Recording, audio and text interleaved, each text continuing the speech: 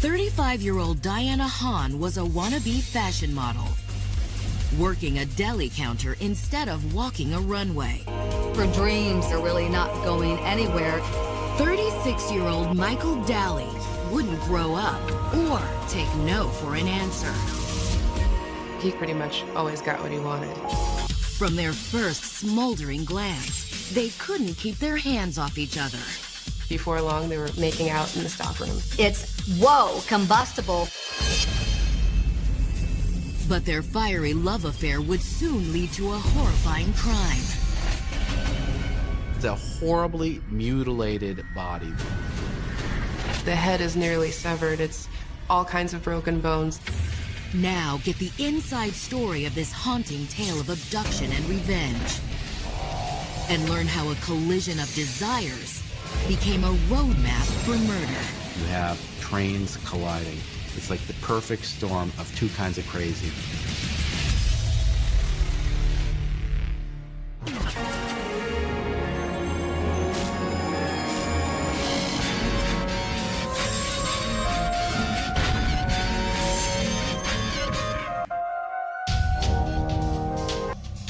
June 1st, 1996. For almost 3 weeks, volunteers had searched the remote woods outside Ventura, California, for a missing mother of 2.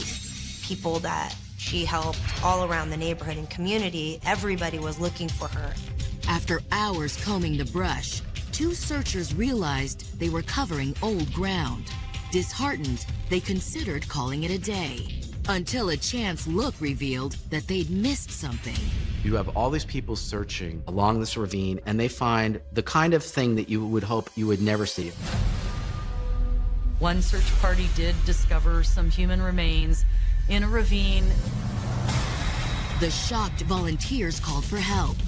When investigators arrived, it was immediately clear that whoever this person was, their end had been extremely violent. This body had been stabbed several times. The head is nearly severed. It's all kinds of broken bones. The upper spinal cord had been severed. But was this the missing mom the entire community had been seeking? And if so, who killed her and why? The answers to those questions would ultimately expose a shocking conspiracy of murder and betrayal, and put police on the hunt for a pair of utterly remorseless killers.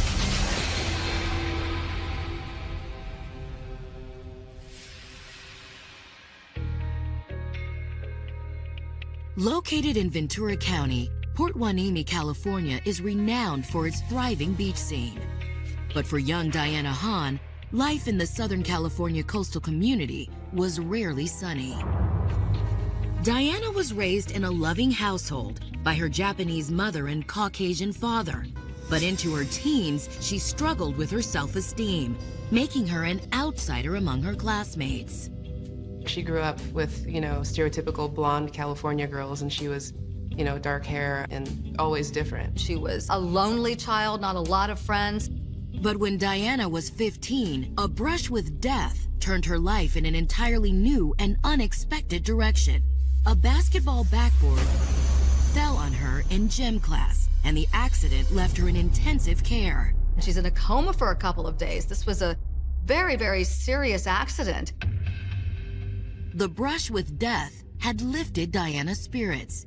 She came to with a new sense of purpose and pride.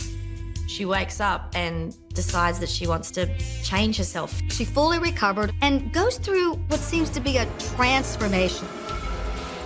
In the months after the accident, Diana worked hard to bring her outward appearance into line with her new inward resolve.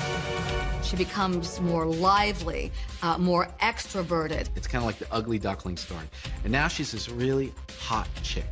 Diana's engaging new persona earned her a seat alongside the popular girls, and a new look ensured she was rarely without a date. But Diana had her eye on a bigger prize than a shot at homecoming queen. Diana, like so many young women in Southern California, has ambitions of becoming a big model. Right off the bat, Diana booked print work. Her portfolio soon showcased the natural ability to transform that had helped make her so popular at school. She was like a chameleon, looking one way one day and something entirely different the next. Diana felt she had no limits. She was determined to take the world by storm. After graduating from high school, Diana enrolled at Oxnard College. Her positive attitude put her on the dean's list 2 semesters in a row. But proving herself in school was less important than her making waves in the modeling world. Unfortunately, after a few preliminary successes, Diana discovered that neither her looks nor her ambition made her stand out from Southern California's thousands of pretty model wannabes. It's a tough business. It's a lot tougher for her than she thought. Into her 20s, Diana booked sporadic print and fashion jobs while increasingly supplementing her income doing less glamorous day jobs. Waitress, bank teller, clerk, postal worker. The one thing the jobs all had in common was that they weren't modeling. By the time she was 32, Diana had to admit to herself that her fantasy career was just that. Her dreams in this industry are really not going anywhere. She's working odd jobs, really sort of floating around in outer space. In December of 1993, Diana took a job behind the deli counter at a local supermarket. While her looks may not have attracted modeling agents, Diana still got plenty of attention from customers and co-workers, especially from her manager, Michael Daly, who would change Diana's life in ways she'd never imagined.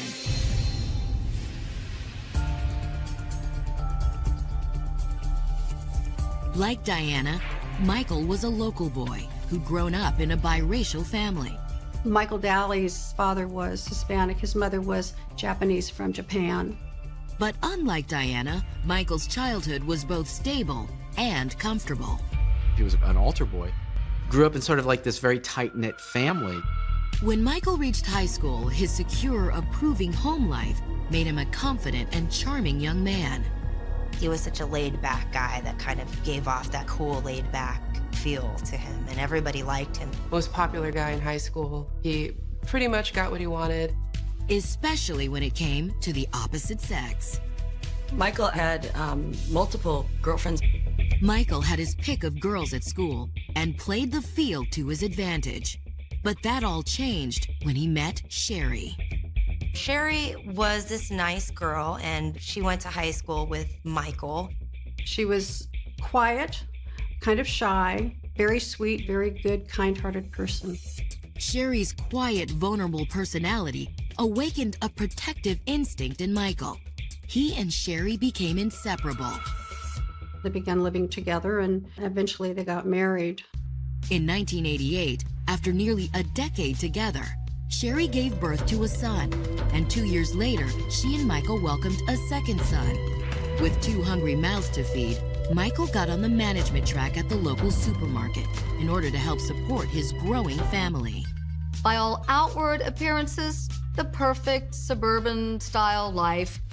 But maintaining that perfect SoCal status proved expensive. With each passing day, the couple struggled to get by. The Dalys were always just living from paycheck to paycheck. A daily grind and pressure of being the family's sole provider began to get the best of Michael. And despite his job and responsibilities, inside Michael was the same boy for whom everything had come so easily. Increasingly, Michael fantasized about a riskier, edgier, more gratifying existence. He wanted some danger, some excitement, something taboo. Behind the facade was a man desperately seeking fantasy. And fantasy was just what Michael found when Diana Hahn answered a supermarket job listing in December of 1993. Michael hired Diana and thought she was quite attractive and flirted with her. Diana enjoyed Michael's attention, but seeing how Michael was married, she didn't really expect their workplace flirtation to go anywhere. He was a manager and was married and had 2 kids, so it didn't seem like a threat. But through their superficial flirting, the co-workers found genuine common ground. He and Diana shared the same ethnic background, as in both of them were half Japanese. They felt a bond because of their heritage. There was this attraction. There was this chemistry. And as their flirtation ramped up, they found it harder to ignore a deep, mutual physical desire. Within days of meeting, they gave in to temptation. They start fooling around. Before long, they were making out in the stockroom. Workplace makeout sessions and stolen kisses paved the way to a deeper connection between the couple. There was just this abject unhappiness and emptiness in both of their lives, and when they meet, it's, whoa, combustible. They were having a very serious, romantic, physical relationship. The couple continued to see each other secretly over the next 6 months. But it wasn't long before Diana grew sick of having to meet in secret, and Michael was tired of lying to his wife. And in the summer of 1995, he told Sherry that he was in love with his coworker and wanted to be with Diana 24/7. He wants to move in with her. Michael goes to Sherry and basically says, you know, I need some time off. I need some time to myself. I need some time to think. But Michael had no intention of spending that time alone. Michael immediately moved right into Diana's apartment. When not scorching the sheets in Diana's bedroom, the couple spent every night out on the town. 35-year-old Michael now had a second chance to live free from the responsibility of a marriage he found boring. In Michael's eyes, Diana finally saw the adoration she'd always craved. And in his hands, she found ecstasy. They're just having lots of sex and partying it up. But it wasn't long before the financial strain of supporting both his children and non-stop good times with his hot girlfriend stretched Michael's meager paychecks beyond their limits. He's spending all his money on this affair. It's starting to build up and he's getting overwhelmed. He wasn't going to be able to afford to pay child support to Sherry and set up a new life with Diana. The mounting bills were a wake-up call, bringing him back to real life. Michael packed his suitcase and went back with his wife and children. Michael moved back home. He had sort of seen the error of his ways living with Diana and wanted to come back to his children and to Sherry. Diana was heartbroken. Being with Michael had made Diana feel wanted and desired. Now that he'd discarded her, she realized that the future she'd envisioned with Michael was just another in a long line of shattered dreams. She would be feeling quite disappointed, lonely, sad that her dreams hadn't worked out. Despite their powerful connection, Diana and Michael's passionate love affair had come to a halt. Sherry had her disgraced husband back, and Diana needed to move on. But Michael's reunion with his family would be short-lived. Soon he, Diana, and Sherry would be swept up into an investigation that would change their lives forever. Coming up, Michael's wife Sherry mysteriously vanishes. Police find this minivan unlocked with the keys still in the ignition, and Sherry's not there and nowhere to be found. But could Sherry's disappearance mean that Michael isn't the only one in their marriage with something to hide? Apparently, the undercover cop arrested Sherry and took her away. Sherry turned around, put her hands behind her back, and in fact was seen being handcuffed.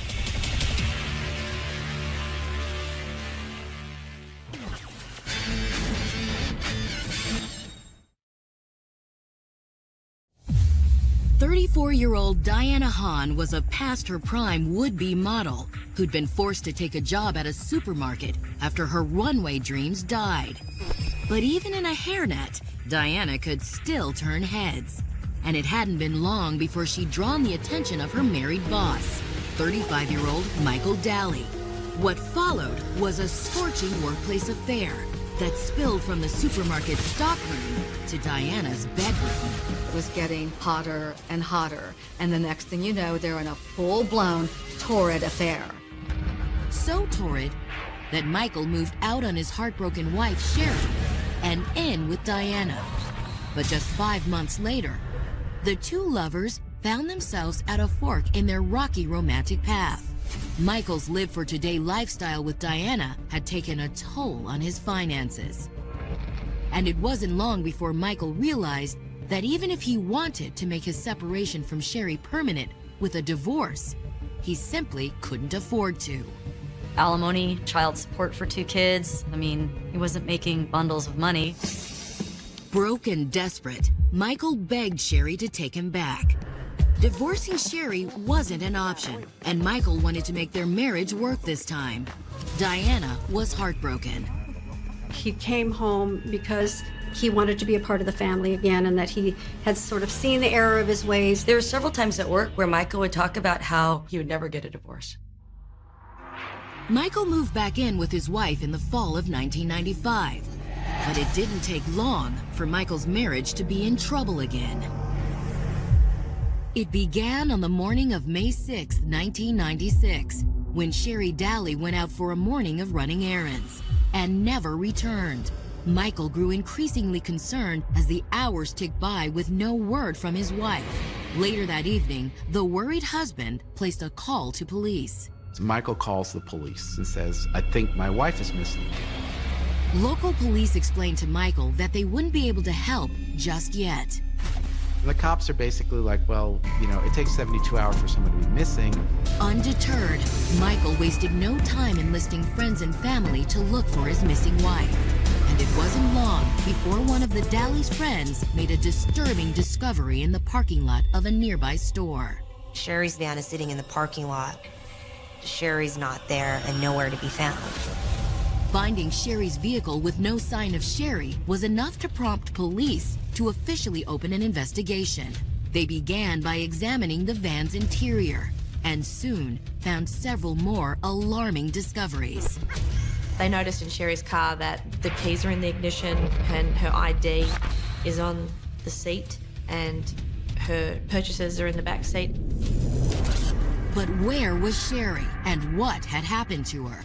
When police canvassed shoppers and store employees, witnesses described a woman fitting Sherry's description leaving the store earlier that morning. But as Sherry went to her van, the eyewitnesses said a second woman suddenly approached her. There was a woman with blonde hair that went over to Sherry. There was a short conversation. Sherry turned around, put her hands behind her back, and in fact was seen being handcuffed. Bystanders described seeing the blonde cop place a handcuffed Sherry in the back seat of her own unmarked car, and then driving out of the parking lot. Apparently, the undercover cop arrested Sherry and took her away. Investigators wondered, what infraction could Sherry have possibly committed that led to her arrest by an undercover cop in a store parking lot? Eager to find out, detectives called into police headquarters to check the recent arrest logs. But they soon made a shocking discovery. There was no record of it. No one knew about an arrest that was made. Detectives were alarmed. It seemed that Sherry hadn't been arrested, but kidnapped by someone impersonating a police officer. News of the abduction sent shockwaves through the community. Meanwhile, Sherry's husband, Michael, did everything he could to help with the search. He even calls the news and says, "Help me find my wife." She wouldn't get into a car. She'd get into the back seat. Somebody shouldn't know. She wouldn't leave her boys. In the meantime, detectives began trying to unravel the tangled mess of facts and eyewitness accounts they had so far. Just what was behind Sherry's fake arrest? Maybe this was a random abduction, a random kidnapping. Did this have to deal with Michael at all?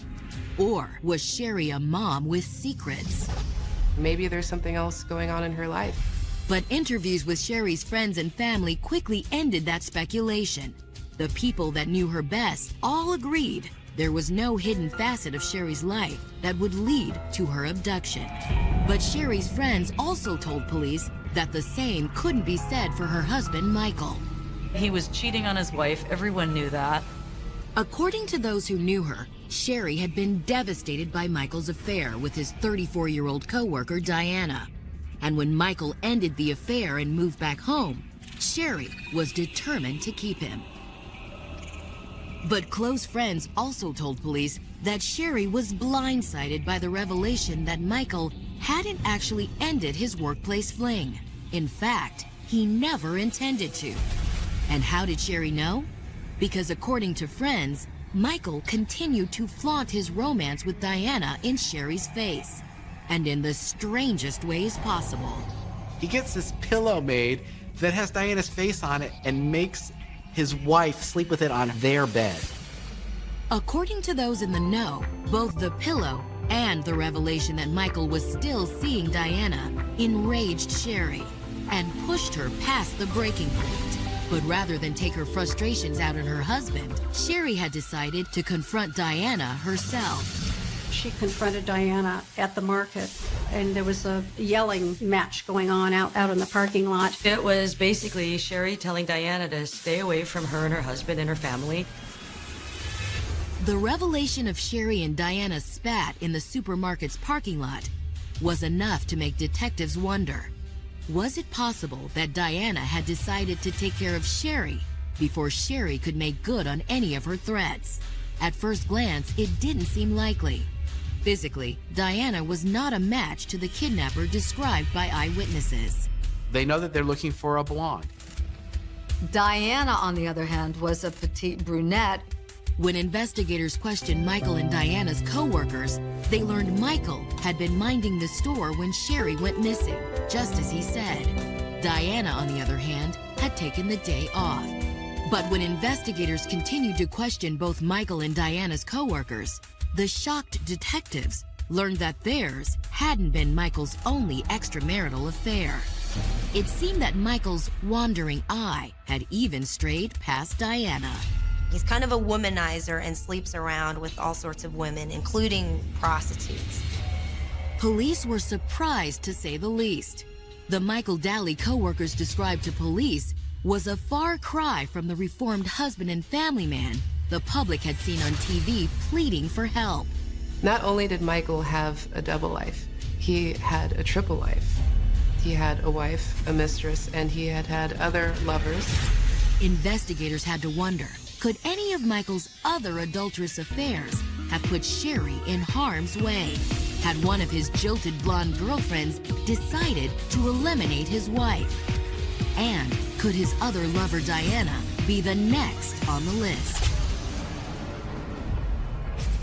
Coming up, investigators take a closer look at Michael's extramarital activity and have an unexpectedly steamy encounter. And they knock on her door, and she answers the door, and she's wearing lingerie. And a grisly discovery turns the case on its head. This is sending a message. Somebody was out to get her.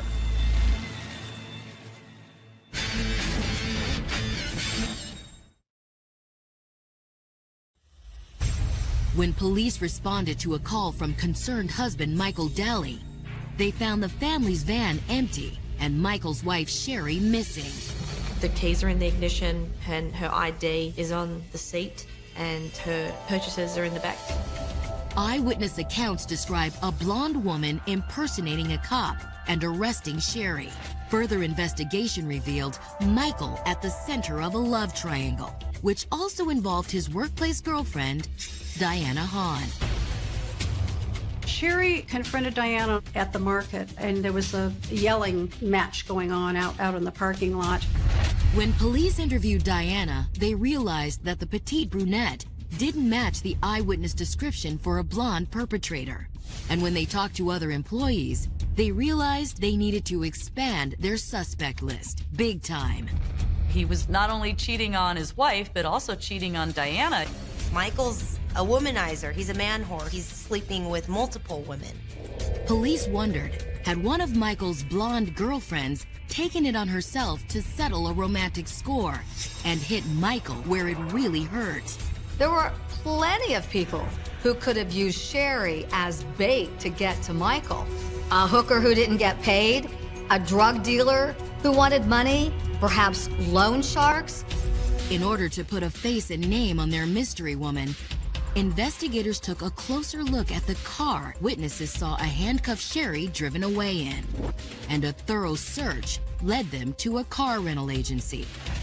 And when they compared the eyewitness description of the kidnapped vehicle to rental records, they caught a break and found a match. It was discovered that there was this blue Nissan that had been rented. The car had been rented the day before the abduction and returned the day after. When detectives asked where it was now, they were told it was right outside awaiting its next rental. Investigators wasted no time examining it. And when they searched the car's interior, they were shocked by what they found. Upon inspection, it was discovered that there were blood stains in the back and on the floor. It looked like somebody was trying to clean it off, but they missed a lot of spots. Detectives collected blood samples, confident that they wouldn't have any downtime while they waited for results. The name on the rental papers meant that their next stop would be a familiar one. Diana Hahn had rented this car in her own name. Police made a beeline for Diana's apartment. And when the sexy counter girl opened her door, They knock on her door, and she answers, and she's wearing lingerie. detectives were surprised to see that she wasn't alone. In the back of the apartment is Michael Daly, just hanging out in his boxers. Officers escorted Diana and Michael to the station for questioning.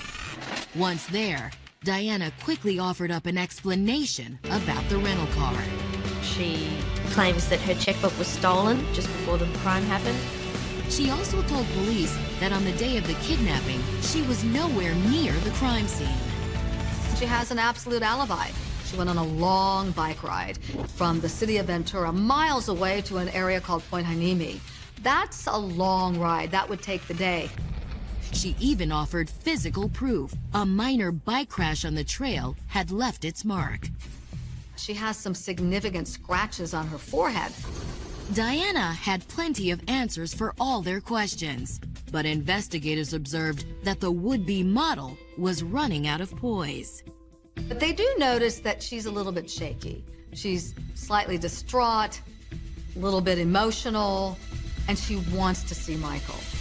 Meanwhile, lab tests of the blood samples found in the car revealed a match for Sherry Daly.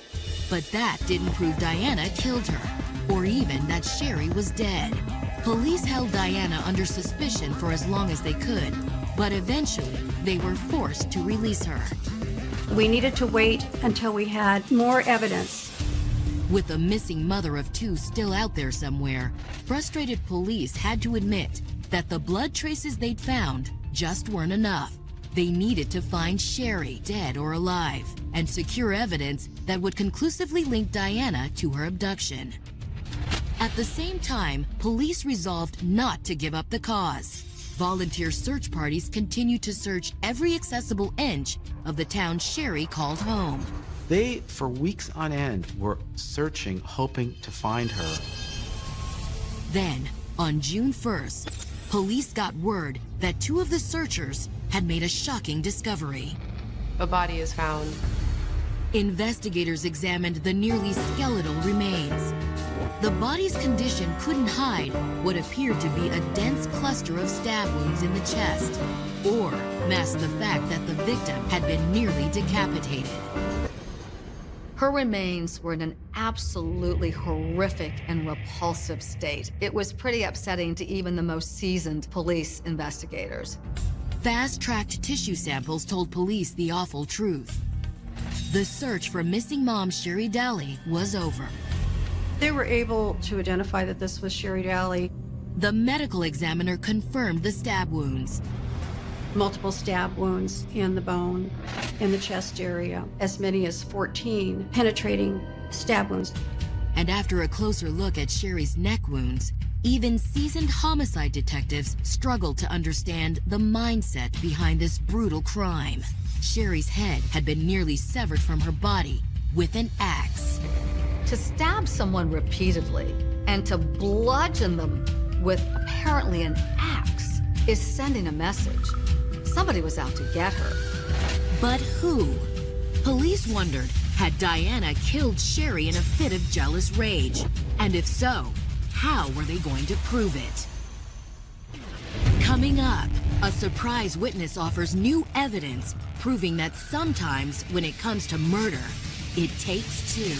Michael is the guy who's giving her instructions from A to Z on how to off his wife.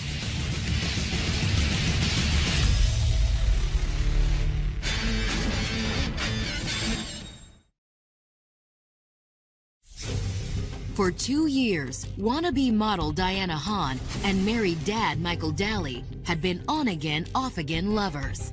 Diana Hahn was obsessed with Michael. Michael had this very special love with Diana. Their workplace flirtation turned into a hot and heavy romance. Michael even moved out on his wife Sherry in order to be with Diana 24/7. He's having this big hot fling with Diana.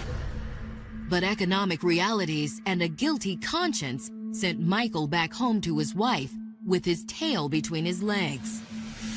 When the unthinkable happened and Sherry was abducted, Michael led the civilian charge to find his wife.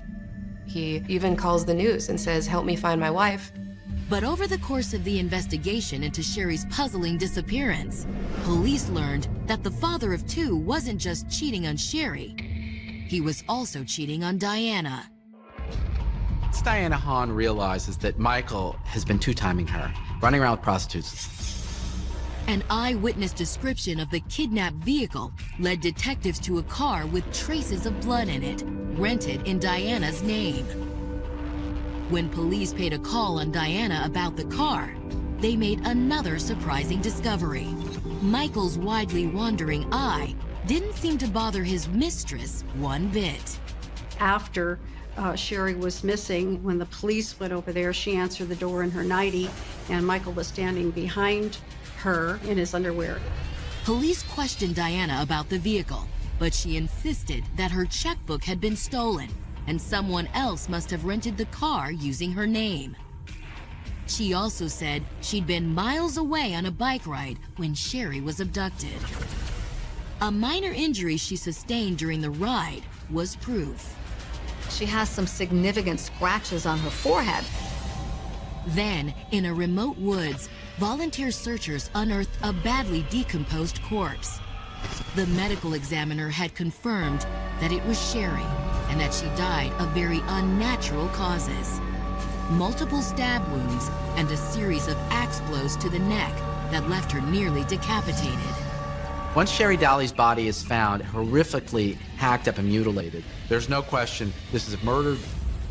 In an effort to trace the stolen checkbook to whomever had last used it, police looked at the other purchases it was used for in the days leading up to the murder. We got search warrants for Diana Hahn's bank records. In the last few days before Sherry's abduction, checks from Diana's account had been written to local department stores. So they went to the stores and they were able to pull the register tapes and tell the detectives exactly what she had purchased. When detectives looked at the purchased items, it was an ingredients list in a recipe for murder. She had written a check for a blonde wig. She had written a check for an axe. Despite Diana's insistence that her checks were stolen, the signatures on each one matched what the bank had on file for her. It was her trademark signature. For investigators, it was a slam dunk. They had purchase records for a getaway car, a murder weapon, and a disguise. She was trying to disguise herself. On August 1st, investigators again placed Diana Hahn into custody. But this time, she was under arrest for murder. Despite hours of grueling police interrogation, Diana stuck by her story. Diana's alibi for the day of the killing was that she had gone on a long bike ride that day. Then, a surprising witness showed up at the police station with rock-solid proof that Diana wasn't the only one who might have blood on her hands. This woman named Sally approaches the police and actually tells them this very detailed story. 40-year-old Sally told police that before Michael met Diana, she had been in a 3-year affair with the father of two. During that time, Michael made it very clear to Sally that he was not happy about his marriage. And Sally said Michael always laid all of the blame on Sherry. He would tell her how much he despised his wife. He wanted her just to, quote-unquote, disappear. According to Sally, as time went on, Michael became very specific about what he meant by disappear. I want her to die. I want her to suffer. And he even suggested that Sally might be the one to make that happen. He wanted Sally to kill Sherry. He wanted her to be stabbed, and he wanted her to be thrown off of a cliff. Sally told police that they broke up before she was sure just how serious Michael was. But when she heard about the discovery of Sherry's body, she had to come forward. She thinks to herself, I need to be calling the police because this very man suggested to me that I kill his wife. What is the first thing that Sally does? She contacts police. Police were stunned. Had Michael scouted and recruited Diana to do his dirty work? Was he the mastermind behind the elaborate kidnapping and brutal murder? Investigators needed a solid connection to prove the two-person conspiracy theory. Their search began with Michael and Diana's phone records. Right away, they hit the jackpot. What they realized is at the time of the abduction, there were many, many phone calls and communications between Michael and Diana. To police, that indicated one thing. Michael is the guy who's giving her instructions from A to Z on how to off his wife. A further record search put the icing on the cake. Just days after his wife goes missing, he files for a separation. And bank statements revealed that Michael had already made financial plans for a future without Sherry in it.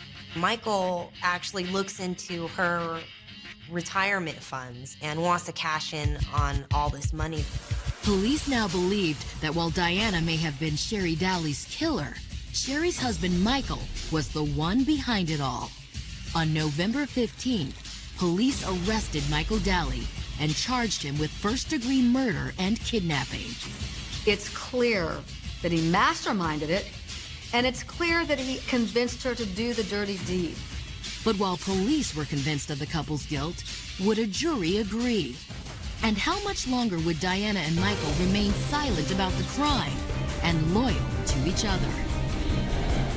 At Diana's trial, prosecutors walked the jury through what they believe happened the day Sherry disappeared. This was an act of rage. This was an act of vengeance. This was a horrific murder. Diana, clad in her blonde wig and tan suit, confronted Sherry in the parking lot where Michael told her she would find his wife. The counterfeit cop gave Michael's illegal activities as her reason for arresting Sherry. We have your children. We found drugs in your house. Terrified and confused and unable to see through Diana's disguise, Sherry complied. Diana Hahn placed handcuffs on her, opened the rear door, put her hand on Sherry's head, and put her into the back seat. Diana parked in a remote wooded area, pulled a knife, and viciously attacked the shocked mom. Handcuffed and strapped into her seat by the safety belt, Sherry had no way to defend herself. While Sherry is trapped, she begins stabbing her repeatedly, over and over again. But as Diana dragged her rival to the ground, she realized to her horror that Sherry was still alive and kicking. Sherry still has some life in her and wants to fight back. Coming up, shocking testimony as love and hate go on trial. She just went buck wild with an axe. But can the jury reach a verdict in an ugly game of he said, she said? He was saying that Diana was just a psycho-jealous girlfriend. She says it has to have been Michael that stole my checkbook.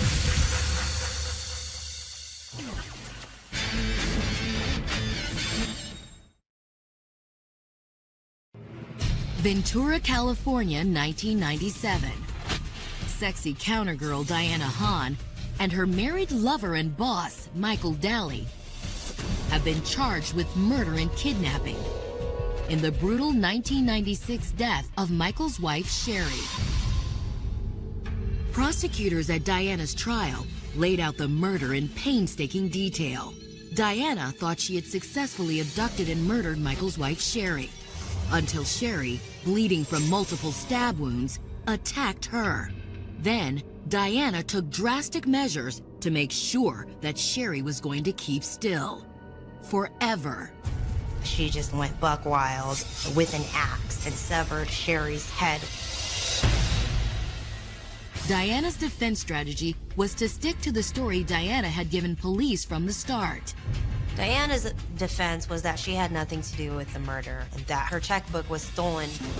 And in a shocking turn, Diana's legal team offered up a new theory about just who had stolen the checkbook from Diana.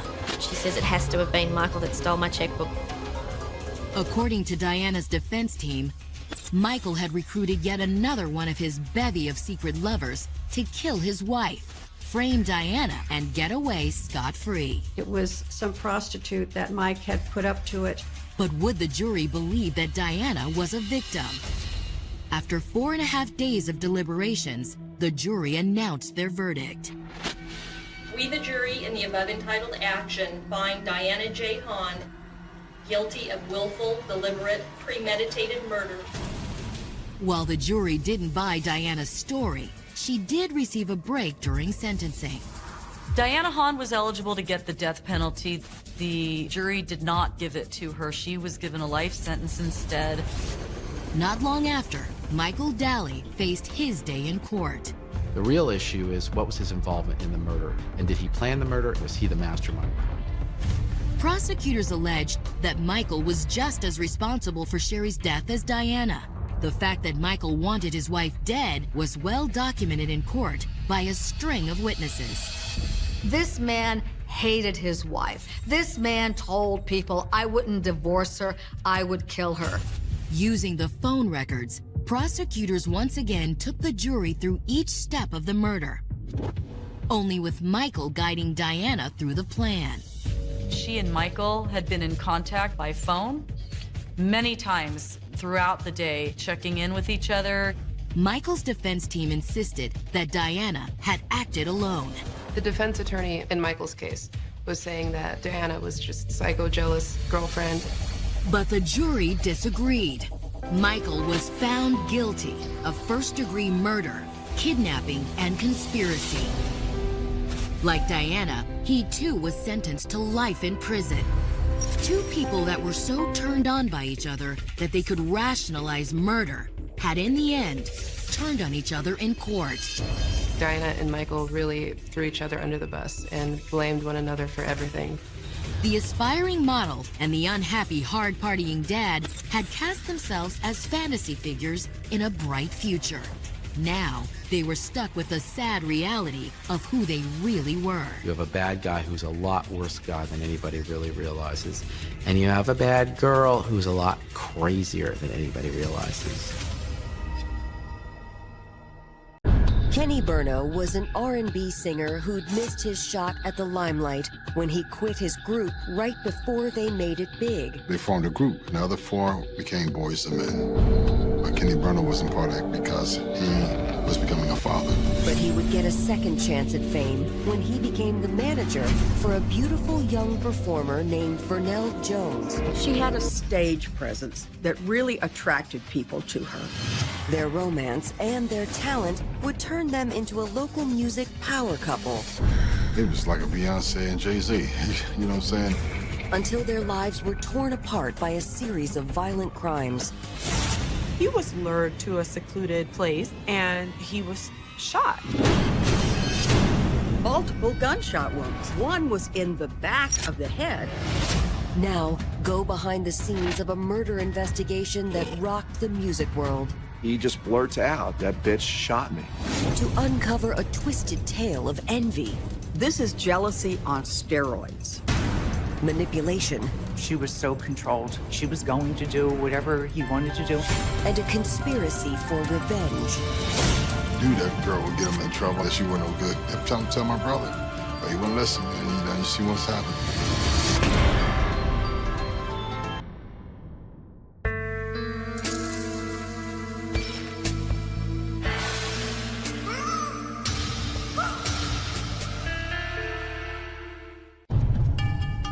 December 18th, 2001. It was just before 6 a.m. in the Philadelphia suburb of White Marsh Township when the employee of a bridal warehouse arrived for his morning shift. As he crossed the parking lot, he was surprised to find the night manager's vehicle was still running in its parking space. The headlights were still on and the brake lights were still on. Through the fogged windows, the man could see the manager's body sitting behind the wheel. It looked like he might have fallen asleep. But when he tried to wake the manager up, he made a horrifying discovery. He discovers that the individual is actually covered in blood. There appeared to be gunshot or head injuries to the person slumped over the wheel. It was obvious that it was a homicide. But who could have wanted to kill this warehouse manager, and why? The search for answers would lead police into the dark side of Philadelphia's entertainment business, to uncover the truth behind a pair of killers fueled by a deadly obsession. This is a story of incredible jealousy.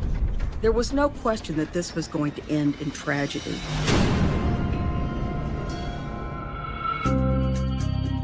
Growing up on the outskirts of Philadelphia, Kenny Burno was blessed with the support of two loving parents and his younger brothers. It was a household of love, respect, admiration, and we always pushed each other to do better. The Burnos were active churchgoers, and from an early age, Kenny became obsessed with the music he heard there. From the moment almost that he began to walk, Kenny was in love with music. He couldn't get enough of it. He must have been about 2 or 3, just singing and taking part in church. Kenny's natural ability to sing and play instruments gave him a reputation in the community as a child prodigy. Music, music, and more music. And I bought more keyboards and more flutes and more clarinets. I think we still have some of them. Kenny's talent eventually earned him a spot in Philadelphia's Kappa Performing Arts High School, where he threw himself into learning all he could about the art and business of music. But more than anything, Kenny lived to perform in front of an audience. When Kenny sang, it was a spiritual and physical connection. I would look around the room to look at people's faces, and he could draw so much attention. First of all, he sang beautifully. Second of all, he was gorgeous, and that was only going to help him in the music business. Kenny was determined to make a name for himself in Philadelphia's thriving music scene, and he had no trouble finding other talented young singers who shared his ambition. They formed a group. A group was called Unique Attraction. The a cappella was so superb, they didn't even need music, because they were that unique. The group rehearsed after school and performed in local clubs, and by the time Unique Attraction graduated from Kappa, their hard work had earned them the attention of a powerful music producer. Michael Bivins wanted to hear what they sound like, and they met with him out South Philadelphia in the basement. They sang the song Coolie High, It's So Hard to Say Goodbye, and the rest is history. But just as the group he founded was about to sign its first record contract, Kenny got some unexpected news. Kenny's plans down a path to music came to a sudden halt when his girlfriend became pregnant. Kenny was faced with an impossible choice. He finally had the chance to realize his dreams, but he knew that life on the road would prevent him from giving his child the loving home his parents had given him. So Kenny decided to do what he thought was the right thing. He quit the group and took a 9-to-5 job at a local bottling plant. He kept family first. You know, family was most important to him. So he proposed to her, they got married, and from that marriage came a beautiful little girl. He had this mindset that I have a responsibility now, and I have to be a father, and I gotta leave the entertainment world alone. So that was such a loss there, but it was a gain for him as a father. But Kenny would soon regret his decision as he watched his former bandmates rocket to stardom under a new name. The other 4 became Boys and Men. But Kenny Burno wasn't part of it because he was becoming a father. Kenny wanted to be happy for his friends, but it was hard to live with the realization that he'd come so close to achieving his dreams only to throw it all away. While Boys to Men toured the world, achieving success beyond their wildest dreams, Kenny was stuck working grueling hours in the factory. In every group, there's always a leader. And basically, when he was with Boys and Men, Kenny had a voice that he could have led Boys and Men. And Kenny regretted that sometimes that he didn't stick it out, but he had a responsibility. Kenny began to deeply resent his decision to choose his family over his career, and it was more than his marriage could take.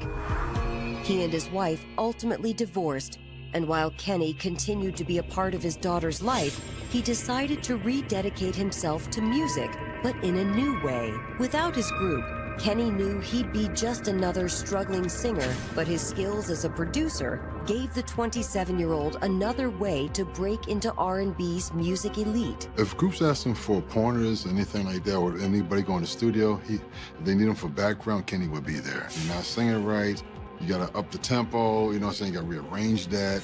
Kenny was determined to find a diamond-in-the-rough talent that could give him another chance. Fate eventually seemed to smile on Kenny when he attended the performance of an all-girl group and met a 28-year-old star in the making named Vernell Jones. Even though all of the girls were good singers, Vernell was the standout. She had pizzazz. Like Kenny, Vernell grew up in North Philadelphia. She and her 3 sisters were raised by a single mother. Vernell and her sisters were pretty much sheltered. The only place they were allowed to go was a church. To entertain themselves, the Jones sisters sang along to records and performed together at church functions. The mother really encouraged these girls and kept at them to keep practicing, keep making appearances, and to get their name out there as much as possible. Forming an all-girl group called Surprise, Vernell and her sisters gained popularity, performing in clubs all around the city. They had the gift, they had the voices. It was on their way to stardom. And Vernell's beauty and natural stage presence made her the group's obvious focal point. She was this it girl, and she was very confident about it. It wasn't just audiences that fell in love with Vernell. The soulful singer had an endless line of men pursuing her. But after having her heart broken by men who were only after her for her looks, Vernell wanted more. She was looking for an advancement in life, somebody that can believe in her. Someone that she would be able to rely on, who would be there for her. And when a local promoter invited Vernell and her sisters to perform for a group of record industry insiders, she met the man who'd make all her dreams come true, Kenny Burno. The sisters impressed everyone at the private performance, but from the moment Kenny and Vernell laid eyes on each other, no one else seemed to matter. The chemistry between Kenny and Vernell was obvious to everyone in the room. When Vernell sings her part, she looks directly at Kenny, and she sings, "I want to be the one to make you happy."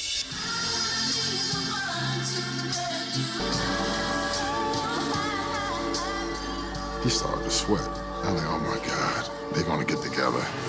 Convinced that Vernell had what it took to become a superstar, Kenny offered to be a coach and advisor to the group. He also met with Vernell for one-on-one recording sessions, and it didn't take long for their musical chemistry to transform into something more. These were 2 very sexy people, and they did not fight their attraction very hard. Vernell really exuded confidence, and that was a magnet for Kenny. But as the passion between the 2 talented performers heated up, Vernell's sisters couldn't help but notice that Kenny seemed to be far more focused on making Vernell a star than promoting the group. It would soon spell the end for Surprise. The girls broke up in the next few months after Kenny and Vernell got together because it was all about Vernell. He gave her the best of so many things that she never really experienced before, and that was the love, the attention, and the guidance. Kenneth Burno was so into Vernell that she just felt like he was her protector and he was the person that she had been desiring. Anything she needed or wanted, he was there giving it to her. And Vernell had given Kenny a new lease on life. Vernell wasn't only arm candy, Vernell was the one. Together, Kenny and Vernell seemed destined to conquer the music world. But no one could have known that beneath the surface of this passionate romance lurked a savage jealousy that would ultimately lead to misery and bloodshed. Coming up, the crime scene gives detectives their first clue on the killer's motive. This was not a man who had been robbed.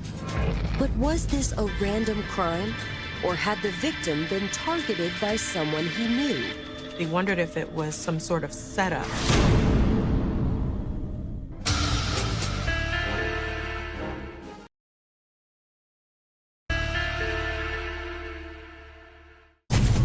Kenny Burno was a talented musician who'd thrown away his one shot at fame and fortune. But he got a second chance when he discovered a beautiful young singer named Vernell Jones. You heard her sing, and it changed his life completely. Kenny had connections with the music industry, and Vernell sang beautifully, looked beautiful, and had a real stage presence. But while Kenny and Vernell were chasing their dreams of stardom, Philadelphia police were looking for answers in the mysterious shooting of a local warehouse manager. A coworker arrived early in the morning to begin his shift. He noted that a van was in the parking lot, and it was running. The individual in the car had been shot in the back of the head and then twice in the torso. The victim was identified as the warehouse's night manager, 36-year-old John Davis. But who could have wanted to kill him, and why? Robbery was probably the first thing in my mind. You know, it's a dark parking lot. There's not a lot of activity there. Maybe it was attempted robbery and had gone bad. But a search of the body suggested that whoever killed John wasn't after money. They saw a bulge in his front pocket and found $700 in it. So this was not a man who had been robbed. Whatever the motive was, the fact that John had been shot in the back of the head suggested that his killer had been lying in wait for him in the back seat. However, there were no broken windows or other signs of forced entry. And as police searched for fingerprints, they made a surprising discovery. The van was clean, wiped clean. It's somewhat rare that someone will take time after violent crime to try to clean up their tracks. That starts to lead us to, okay, was it pre-planned? Was it an experienced criminal that knew to clean up after himself? One thing seemed clear. John's murder hadn't been a random act of violence. But what could he have done to end up in the crosshairs of a killer?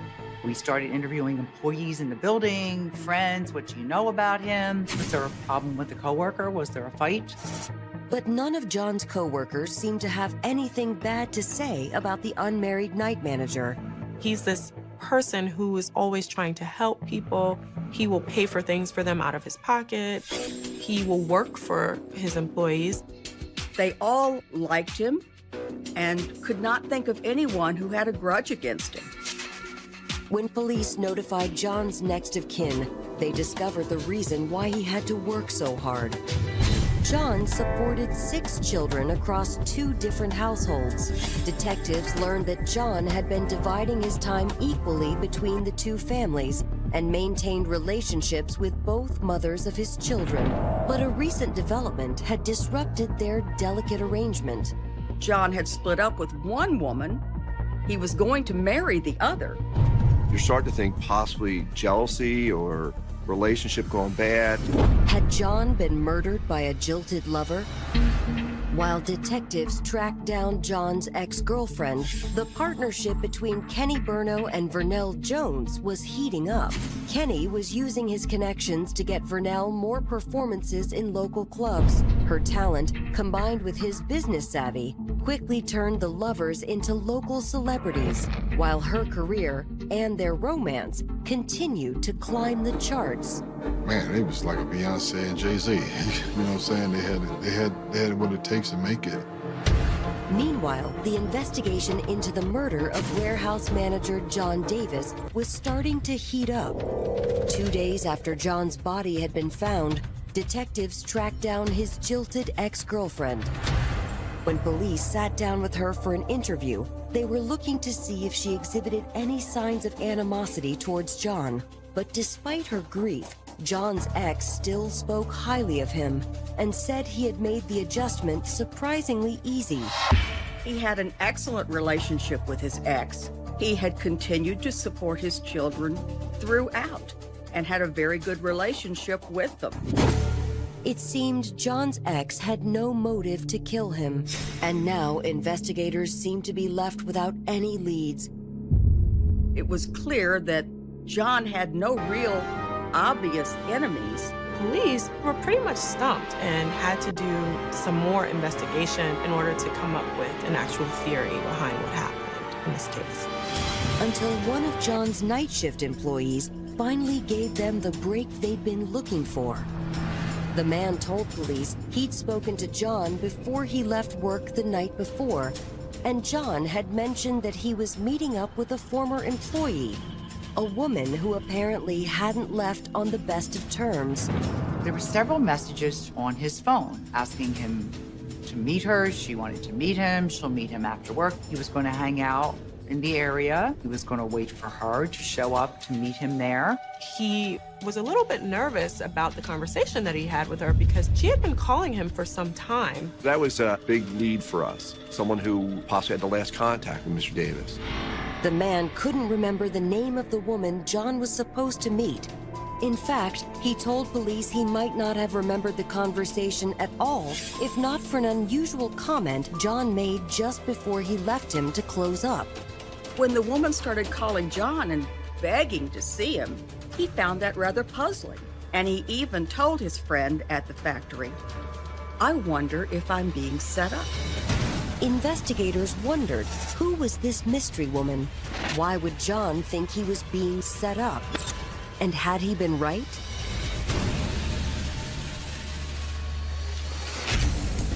Coming up, police discover who John Davis was going to meet on the night of his murder.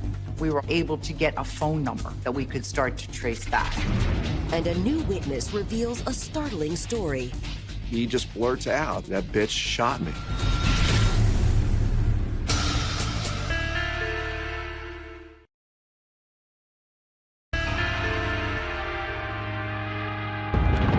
Kenny Burno and Vernell Jones were the power couple of Philadelphia's R&B music scene. And their chemistry behind closed doors was even more intense. Kenneth Burno and Vernell Jones had this hot, steamy relationship. The sex was just intense between the two of them.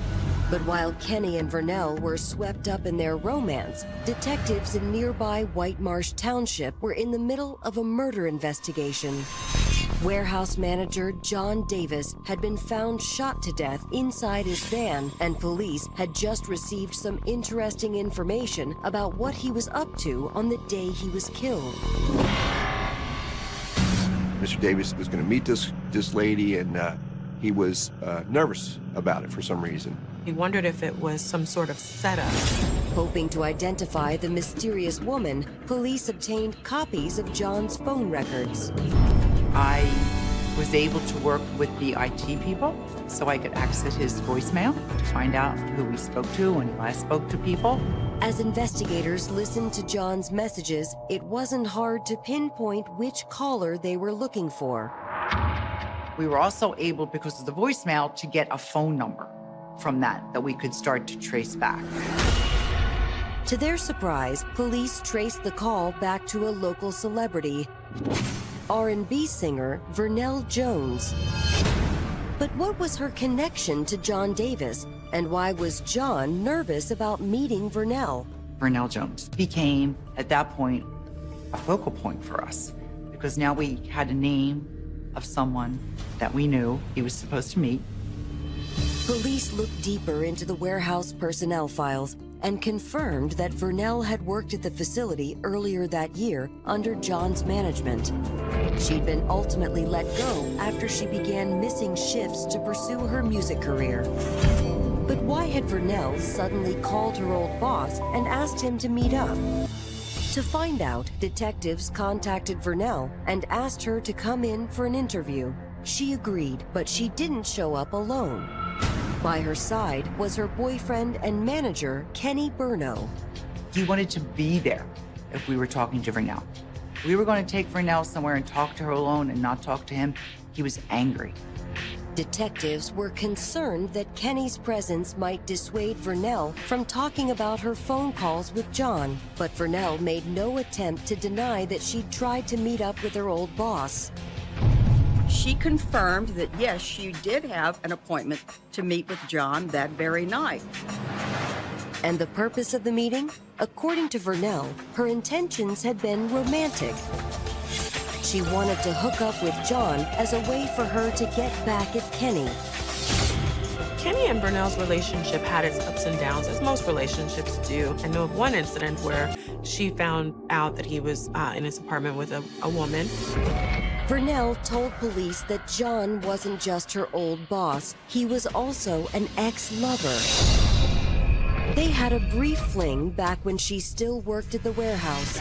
And in Vernell's mind, a romantic rendezvous with John would have been the best way to punish Kenny for cheating. This would settle everything and things would be just fine. That's the impression that Vernell gave us. But when it came time to actually meet John, Vernell claimed she got cold feet. And instead of cheating on Kenny, Vernell claimed she spent the evening with him. She decided to change her mind at the last moment. Kenny had picked her up, but they were going to have dinner. They were each other's alibis that night. Kenny confirmed Vernell's statement, telling investigators it was an embarrassing but true story. But then Vernell began asking detectives specific questions about John's murder. She asked what had happened to John, which is understandable. But she also asked the precise method in which he was killed and other specific details about their investigation. Gut feeling, that sixth sense, just her attitude was arrogant. She knows what happened. Clearly, there was something going on. We need to know a lot more about Vernell Jones. Hoping to learn more about Vernell and John's history, detectives reached out to her friends and family.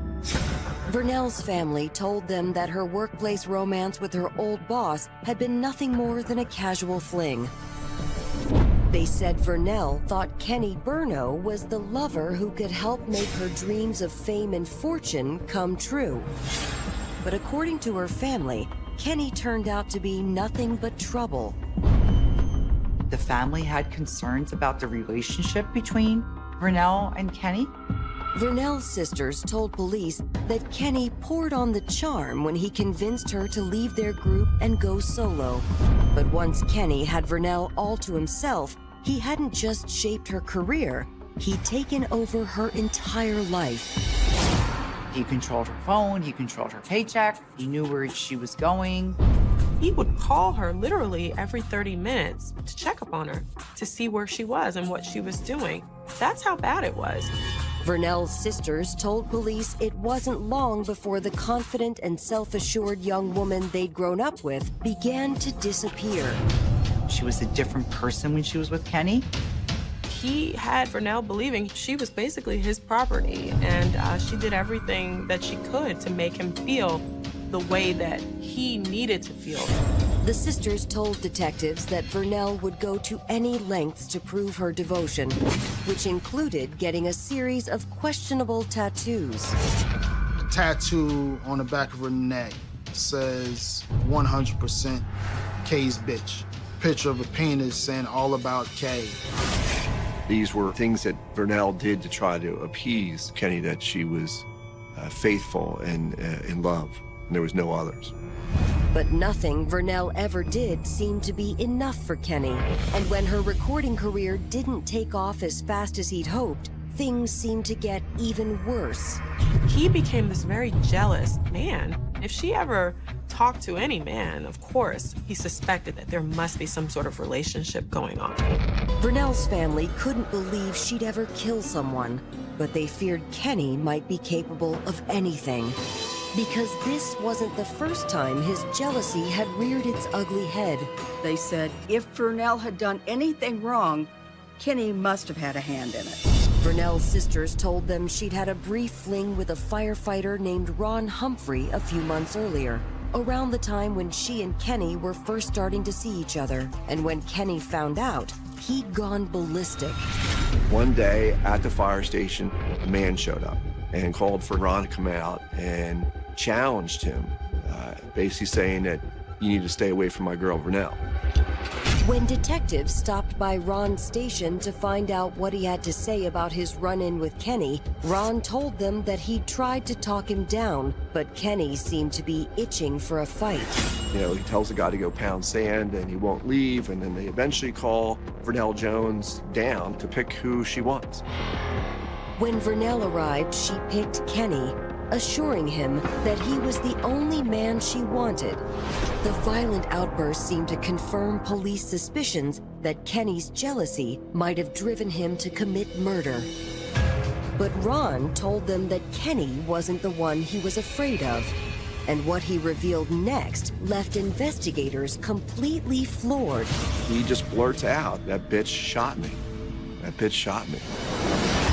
Coming up, a new revelation breaks the investigation wide open and exposes a murder plot more disturbing than anyone could imagine. This is Vernell's MO. She's actually sort of dubbed as the Black Widow.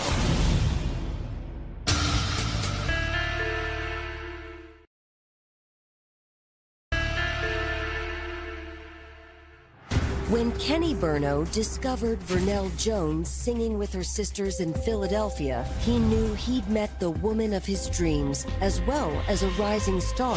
But as investigators were discovering, Kenny's obsession with Vernell went far beyond her music career. Vernell was going to be his. No one else was going to touch her. No one else was going to know anything about her. He became this very jealous man. Police had suspected Kenny's jealousy might have driven him to murder Vernell's ex-lover, John Davis, until another one of her ex-boyfriends told them it wasn't Kenny they should be concerned about, but Vernell. Firefighter Ron Humphrey told police that his brief fling with Vernell had ended after his fight with Kenny. Ron said he'd tried to put it all behind him and started seeing someone new. But then Vernell called him out of the blue with an unexpected proposition. A month or two later, Vernell Jones will call him on the phone, apologize for what happened. It seemed urgent that she wanted to make it up to him. Ron said he knew he should have turned her down, but ultimately his ego and his lust had gotten the better of him. He agreed to meet with her at a bar where they had some drinks, and eventually they go back to a secluded park area where Vernell performs oral sex on him. Afterward, Ron said that Vernell had gotten out of the car, claiming she had to use the restroom, only to return moments later with a gun. Vernell gets back in his car, and she does shoot him. He just blurts out, "That bitch shot me. That bitch shot me." Vernell had shot Ron from point-blank range, but the wound wasn't fatal. Either her heart wasn't in it, or she's the worst shot east of the Mississippi, because it only caused a wound to the arm. Ron said he had no idea what had caused Vernell to shoot him, and before he could ask her, she burst into tears. He tells her she's crazy and leaves her there in the park. Still reeling from the shock, he drove himself to the emergency room. Hospital policy required them to report the shooting, so while doctors treated Ron's wounds, 2 police officers arrived to question him. But Ron told investigators that he hadn't wanted his new girlfriend to find out he'd cheated on her with Vernell, so he'd lied to the officers that evening about what happened to him. He had reported the shooting to the police, but alleged that it was a robbery attempt. Because Ron hadn't filed charges against Vernell, detectives knew it would be his word against hers. But even without an official report, Ron's story sounded eerily similar to what had happened to John Davis. He was lured to a secluded place as well, and then he was shot. The common denominator here is Vernell. Police start to think this is Vernell's MO. Was by luring these men to their doom that she came to be known as the Black Widow Killer. Was Vernell Jones taking revenge on her ex-lovers? And if so, who was next? When detectives followed up with the officers who'd taken Ron's statement at the hospital, they discovered a crucial piece of evidence. The bullet that Vernell had fired into Ron Humphrey's arm. The projectile had passed through Mr. Humphrey's arm, was recovered by Philadelphia police. They were able to do a comparison from the bullet from the Humphrey job in the city of Philadelphia to the bullets recovered at the scene on the Davis murder. And when the results of the ballistics test came back, they were conclusive. The bullets from the Humphrey shooting and Davis came out of the same gun. That meant the gun that Vernell had used to shoot Ron Humphrey was also used to murder John Davis. This breaks open the case. All signs point to Vernell. Based on the evidence, detectives arrested Vernell Jones for John Davis's murder. But when detectives interrogated her about the shootings, Vernell remained defiant. She denied having any knowledge of what had happened. She lawyers up, she's not going to talk to law enforcement. And since Vernell wasn't talking, investigators were left to wonder, was Vernell really some kind of Black Widow hunting down her ex-lovers? Or was there something else going on?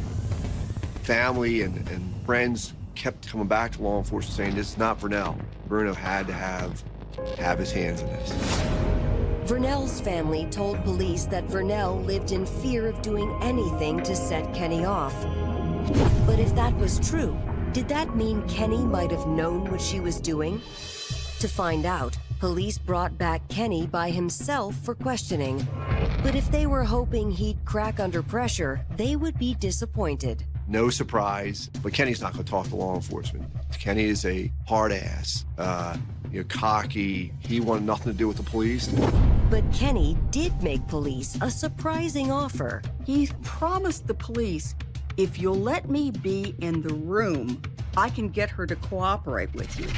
Curious to see if Kenny could deliver, detectives allowed the two suspects to see one another. But as police monitored their conversation, it quickly became clear that Kenny wasn't trying to help their investigation, but to control what Vernell told them. There was recordings of Kenny trying to convince Vernell Jones, that the police have nothing. I'll get you out of here. Don't you worry about it.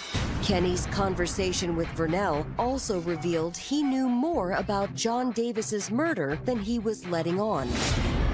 Kenny knew that we had not yet recovered a gun. That was an issue. We still would have liked to have that gun. We didn't have the gun. Police were growing more confident that Kenny was somehow involved in John Davis's homicide.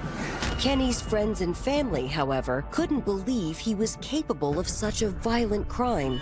According to them, it was Vernell's violent temper, not Kenny's, that cast a cloud over their relationship. Kenny maintained family and kept family first. Family was most important to him until Vernell came in the picture. I knew that girl would get him in trouble, that she wasn't no good. I kept trying to tell my brother, but he wouldn't listen, man. You see what's happened. But if police wanted to prove that Vernell hadn't acted alone, they'd have to do it without her help. It was obvious that Vernell's arrest had done nothing to shake her devotion to Kenny. Vernell Jones is sitting in a prison for the homicide of Mr. Davis. Kenny was still trying to control her from within the prison, which was amazing. But as Vernell's trial date approached, Kenny's visits grew fewer and farther between. And after a few months, they stopped completely. Kenny started to distance himself from Vernell. Suddenly, Kenny is not calling and not coming to the prison. There's no more letters coming in. Had Kenny abandoned Vernell? From her tearful phone calls with her sisters, it was clear that Vernell worried he might have. And detectives quickly realized they could use that fear to try and get Vernell to turn on Kenny. We were going to use that to try to break Vernell. Coming up, prosecutors mount a last-ditch effort to get the truth, only to uncover one last surprise. I don't think anybody was prepared to hear what Vernell Jones had to say.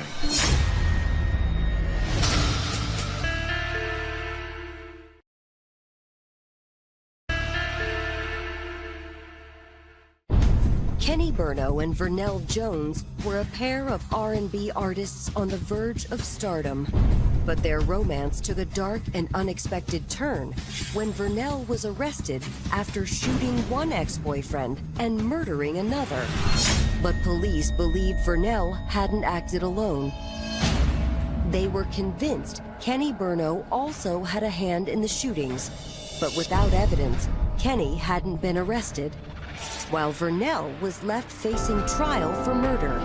So far, she'd refused to cooperate with investigators, but after a year of sitting in jail, it seemed like Vernell had been abandoned by Kenny, and police were ready to capitalize on her fears. Police came in with their coup de grace. They told her, "We've been watching Kenny, and he's seeing one woman pretty seriously. It looked like he might want something permanent with her." He started dealing with another young lady, a singer. The news that Kenny had ditched her for a new protege seemed to break his hold on Vernell once and for all, and his betrayal opened the floodgates for a shocking confession. She realized, I'm not going to take this rap alone now. He was part of this. Vernell began her statement by describing her relationship with Kenny. She told police that the turbulent romance her sisters had described only scratched the surface. Kenny's jealousy had grown to the point where it scared her, and earlier that year, he'd finally gone over the edge. We thought that she was involved in an abusive relationship. Kenny was controlling, but I don't think anybody was prepared to hear what Vernell Jones had to say. Vernell said that after he discovered she'd cheated on him with Ron Humphrey, Kenny had forced her to do something terrifying. They put together a hit list of men that Vernell Jones has been sexually involved in. Kenny wanted her to take out these men, to go kill her past lovers, to prove her love. They could start over and have a normal relationship. This would settle everything and things would be just fine. This is jealousy on steroids. Vernell told police the list she made for Kenny had 5 names on it, including Ron Humphrey and John Davis. She also confessed that she was afraid of what Kenny might do if she refused to go along with the plan. I perceived it as a type of domestic violence, mental mind control for this woman. She was so controlled. She was going to do whatever he wanted to do. Vernell had followed Kenny's orders and made arrangements to meet up with Ron Humphrey with the goal of killing him. But she'd gotten scared at the last minute and shot Ron in the arm instead of his heart. When Kenny found out Ron was still alive, he was furious and told Vernell she wasn't up to the task. So he decided to go with her to the next target, John Davis. He decided that he would take part in these killings to make sure that it got done right. Vernell said she had been following Kenny's instructions when she called John and asked him to meet her outside his work on the night of his shooting. She and Kenny had arrived at the warehouse right before John's shift ended, and Kenny had hidden inside the back of John's unlocked van while Vernell waited outside to meet him. When John came outside, Vernell had seduced him, and once they were inside his van, Kenny sprang into action. Kenny comes up and shoots John in the back of the head. But even after John was dead, Vernell claimed Kenny wasn't done. After he shot John, Vernell said Kenny handed her the gun and told her to finish the job by shooting 2 more bullets into John Davis's corpse. She shot John because he wasn't going to do it alone. Vernell said she felt sick about what they'd done, but Kenny told her it was only the beginning. The next morning, when she awoke, Kenny kissed her gently and said, "1 down, 4 to go." You can't write this. It's just bizarre. Vernell pled guilty and agreed to testify against her former lover in exchange for a lesser sentence. With her confession, detectives finally had enough to place Kenny under arrest. When he stepped outside to go to work, they rushed him and took him in to custody. Oh, he didn't see it coming. He didn't. When I first talked to him, he said, "Mom, I did not kill nobody." So I said to him, I said, "Okay, I'm taking you at your word." In 2004, Kenny stood trial for the first-degree murder of John Davis. The prosecution had put a very strong case together that backed Vernell's statement. the abuse, the ballistics at the two scenes. It clearly draws a very dysfunctional relationship and tells a powerful story. However, Kenny's lawyers stressed that there was no physical evidence to place Kenny Burno at the scene of the crime, and they insisted it was Vernell's jealousy, not Kenny's, that had put him on trial. The defense theory is that Vernell was horrified that Kenny had resumed dating after her arrest. And in order to exact revenge, she is telling lies to the police. But would the jury agree? As it turned out, the packed courtroom wouldn't have to wait long to learn Kenny's fate. The jury deliberated for a couple of hours and returned with a verdict of guilty. And based on that verdict, it was mandatory that Kenneth Burno be sentenced to life in prison. Kenny Burno and Vernell Jones had set out to conquer the music world together, but the same uncontrollable passion that had driven them towards fame and fortune had ultimately been their undoing. These two individuals who were so in love. Rose Vincent was a lonely young woman desperate to escape her life of poverty. She wanted something more for her life, and she just had to find it. She thought she'd found the man who could give her what she longed for in wealthy funeral director Mark Bowling. Rose was going to be Mrs. Rose Bowling. She wanted that more than anything in the world. But Rose's dream romance would ultimately end in a bloody nightmare. Somebody just pointed a gun and fired it as fast as they can. Boom, boom, boom, boom, boom. Now follow police as they try to make sense of a baffling crime. Was it a robbery gone wrong? The general consensus in Rocky Mount was that the Bowlings had it off. An act of revenge from a jealous former lover? There was an ex-husband lurking in the background. Or would the investigation ultimately unveil a scandalous tale of secrets and obsession? They were both filled with a yearning they couldn't deny. This was Rose's Cinderella story. But like most fairy tales, this one did not have a happy ending.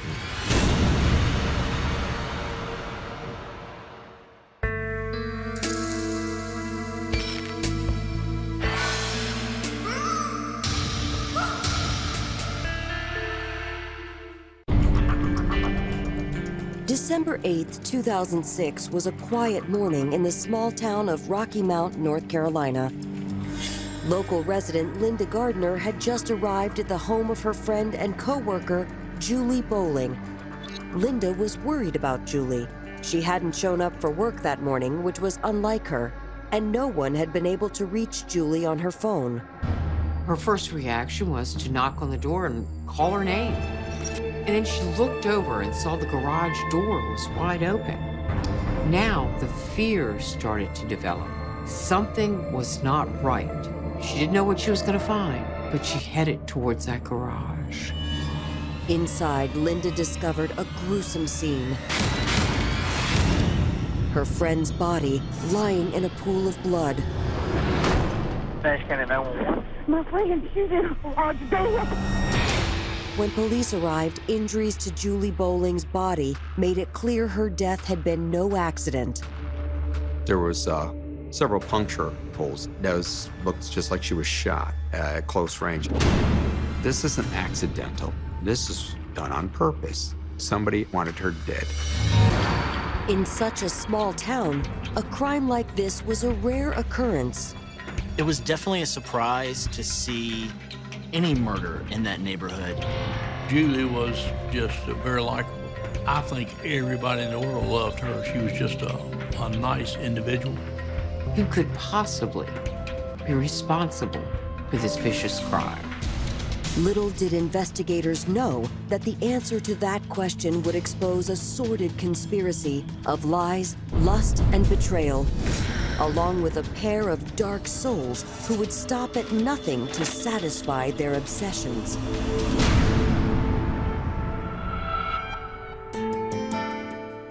Born in 1979 and raised in rural North Carolina, Rose Parker grew up in a family that struggled to make ends meet.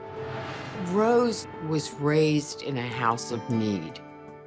There was Never enough money to take care of things. Her clothes were ragged hands. Rose mostly kept to herself, fantasizing about one day escaping her life of poverty. She was starting to think that something more was possible for her life. But then tragedy struck. Rose's stepmother, who'd helped raise her, unexpectedly passed away. Rose was heartbroken, but her father was hit the hardest by the sudden loss. He could barely function. Rose had to step in at the age of 19 and take care of a very adult responsibility of planning a funeral.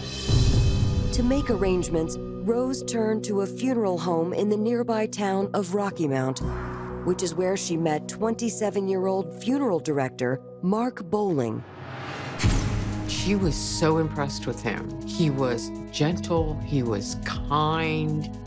He seemed to understand every little bit of pain she was feeling. Mark grew up in Jacksonville, North Carolina, and unlike Rose, his family gave him everything he needed. Mark's parents were morticians, so Mark basically grew up in a funeral home. Mark may have been well cared for growing up, but he was a social outcast. As a teenager, he spent most of his time helping his parents with their mortuary business, instead of hanging out with kids his own age. Mark was a kind of dumpy, dorky kid. He was awkward socially. And Mark just was the kind of kid that other people bullied. After high school, Mark went away to college to become a funeral director. When he graduated, he moved to Rocky Mount and opened his own mortuary, Bowling Funeral Home. By the time he was 27, Mark had built the company into a financial success. He made sure that he projected the image of professionalism and prosperity. Mark was up-and-coming fellow who could be very personable. I think it's fair to call Mark Bowling a flamboyant spender. He always had tailored suits. He had a nice watch. He would go on scuba trips and other nice vacations. Mark's confidence and lavish lifestyle also attracted plenty of local women. The once awkward teenager was now the most sought-after bachelor in town. Basically, every woman in Rocky Mount was lining up to date him. He dated a lot of women. He always had a different girlfriend. He was kind of a womanizer. Then, in October of 1998, a pretty young girl named Rose Parker asked him to help plan her stepmother's funeral. Despite the somber occasion, Mark found himself irresistibly drawn to Rose from the moment they met, and it was clear she felt the same way about him. Rose is 19. She's grieving, and a rich, seemingly powerful man is showering her with attention. She enjoys it. As soon as the funeral was over, Mark asked Rose to go out with him. Rose could not say yes fast enough, so she was grateful to him. Mark pulls out all the stops, takes her to a fancy restaurant. I mean, for someone like Rose, who didn't grow up with any money, this completely sweeps her off her feet. Throughout dinner, the sexual tension between Mark and Rose grew, and as soon as Mark paid the bill, he and Rose rushed back to his place. Above the funeral home, Mark had an apartment, and they headed straight there. The sex was wild and crazy. The 19-year-old and 27-year-old funeral director began dating, and their romance, which had started off hot, only got hotter. They went 0 to 60 pretty quickly. Every time they went anywhere, did anything, they ended up in bed. He was insatiable. He wanted more and more sex all the time. But for Rose, their relationship had come to mean so much more. Yeah, she loved the sex, but suddenly she found herself falling in love with Mark. She was fantasizing about their future. In Rose's mind, Rose was going to be Mrs. Rose Bowling. She wanted that more than anything in the world. So later that summer, when Mark said he had something important to tell her, Rose believed he was about to pop the question. Instead, he made a shocking confession. Mark told her he was getting married to someone else. It turned out that Mark had not been exclusively dating Rose. For the duration of their 6-month relationship, he'd also secretly been seeing another and much older woman. And she could offer Mark something Rose couldn't. She was from a wealthy family in the area. If you're a young business owner looking to make more of yourself, she could have been a good strategic connection. Mark had plans to buy up all these other funeral homes and turn Bowling Mortuary into a franchise. Rose was heartbroken, but eventually she tried to move on herself. After Mark dumped Rose, yeah, it was really depressing for a while, but then she met another guy and fell for him, Scott Vincent, and they were married, and they had 3 kids. He was a part-time electrician. Rose was working at a supermarket. But while both Mark and Rose appeared to have moved on, one of them secretly had never gotten over their brief but intense romance. And the heartache and obsession growing inside them would soon give birth to a devastation that would rattle their small town and leave both Rose and Mark's lives in ruin. Coming up, police confront a puzzling crime scene. There was no fingerprints. There was no physical evidence. It was almost a perfect crime. But is there more to this crime than just one murder? They didn't know if Mark was a potential suspect or even possibly a victim.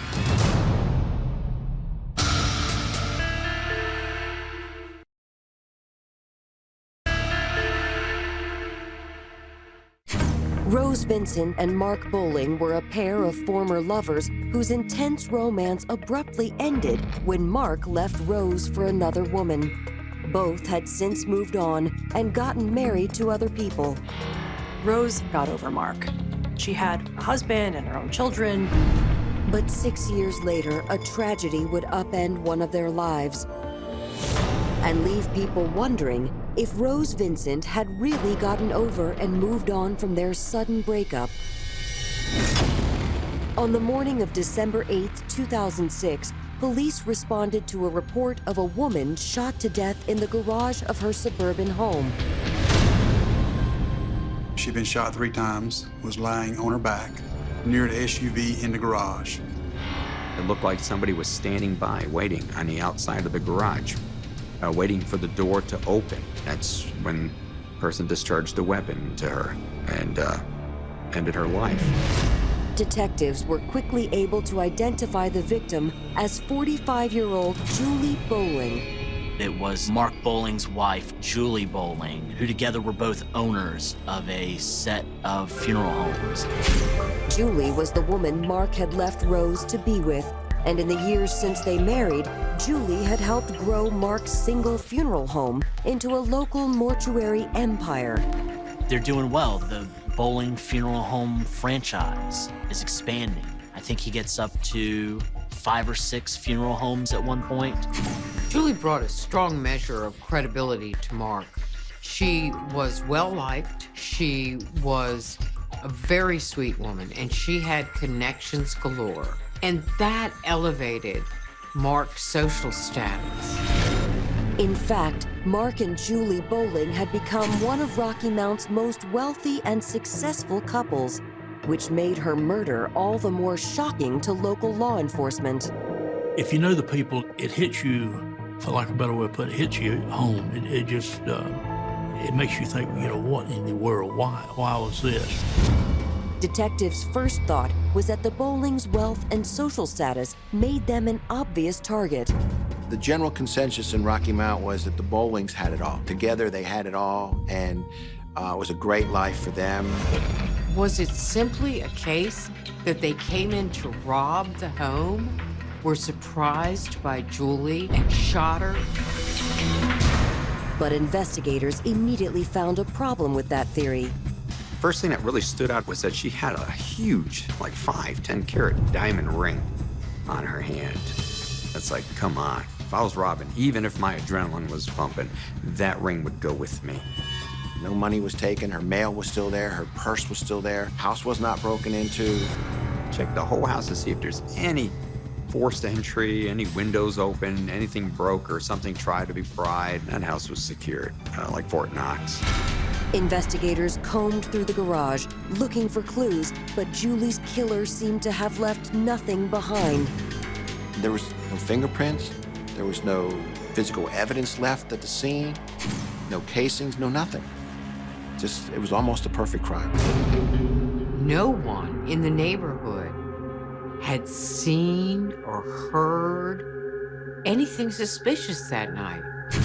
Why would somebody randomly choose this woman at 7 o'clock in the morning to kill for obviously no reason? Very, very strange crime scene to wander upon. Physical evidence wasn't the only thing police had a hard time locating. When they tried to notify Julie's husband, Mark, about her death, he was nowhere to be found. He wasn't at the funeral home. He wasn't returning their calls. No one seemed to know where he was. With one half of Rocky Mount's most prominent couple lying dead from gunshot wounds, finding Mark quickly became law enforcement's top priority. My first reaction was, where is the husband? Because, you know, a lot of crimes that I've dealt with and you see across the nation are committed by close relatives, family, friends, husbands, wives, etc. They didn't know if Mark was a potential suspect or even possibly a victim. I mean, he could have been kidnapped or killed. Julie's family didn't know where Mark was and couldn't imagine he'd have anything to do with her murder. Julie was probably the best thing going for Mark, if you want to know the truth, because she complimented him. In fact, Julie's family couldn't think of a single reason why anyone would want to hurt either of them. No enemies, no work-related problems, no one who had any ill will towards Julie. However, they told police there was one person in Rocky Mount whose feelings for Julie sometimes made her uncomfortable. This was a second marriage for Julie, and there was an ex-husband lurking in the background. An ex-husband who apparently still carried a torch for Julie. It was alcohol that broke apart our marriage. She had a drinking problem and he wouldn't stop. And she just couldn't tolerate it any longer. So there definitely was a dark side to her first husband. And that always opens the door to possibilities. But when investigators tracked down Julie's ex-husband, he insisted that his drinking days were over. And although he admitted that he would always have feelings for Julie, he claimed he'd been staying away out of respect for her marriage to Mark. They very seldom ever saw each other, and when they did interact, there was no animosity between the two of them. More importantly, Julie's ex-husband also had an alibi. He did clock in at work before the murder could have happened, and was there through the time period where they estimated that the murder did happen. That leads us back to the who and the why, and they're still investigating the crime scene itself without any real suspects. Worse yet, police still hadn't been able to track down Julie's missing husband, Mark Bowling. Where was Mark? Was he alive? Was he even okay? What investigators didn't then know was that finding what happened to Mark Bowling would not only give them the answers they were looking for, it would unlock a sordid tale of deceit, betrayal, and a stunning conspiracy fueled by an undying obsession. Coming up, police take a closer look at Mark and Julie Bowling's marriage and uncover some disturbing secrets. He couldn't help himself. He needed sex.